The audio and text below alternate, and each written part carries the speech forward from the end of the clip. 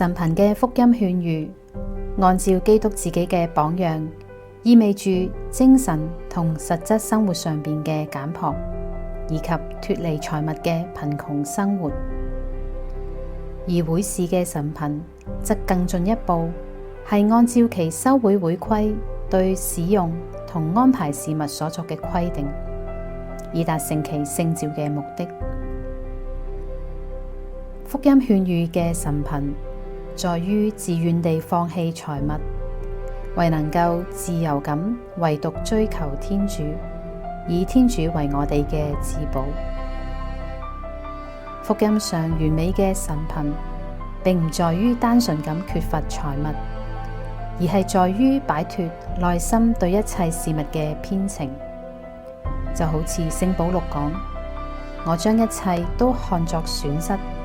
因為我只以認識我主基督耶穌為至寶。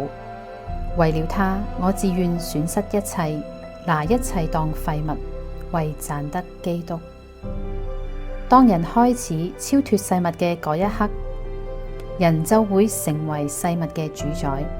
而非受事物同慾望嘅支配。所以，宣發貧窮聖願嘅會士唔能夠使用任何對象，就好似自己嘅財物咁，或者對佢哋有不當嘅依戀。另外，除非長上嘅允許，否則我哋都唔會按照個人嘅意願而處理財物。會士要經常到貧窮嘅生活，為嘅係希望追隨基督，效法基督。佢出生貧窮，生活貧窮，並且貧窮咁死喺十字架上。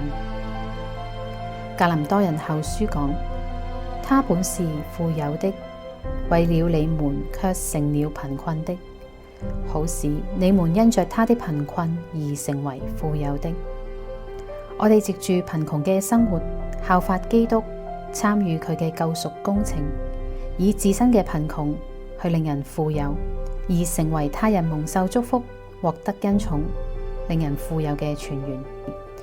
呢個泉源唔係其他物質嘅事物能夠相比嘅，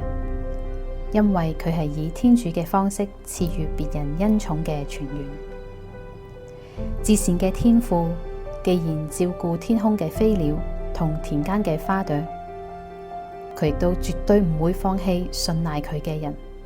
並且亦都唔會讓佢嘅慷慨落後於人。所以貧窮嘅生活就係毫不間斷咁對天主眷顧嘅敬禮。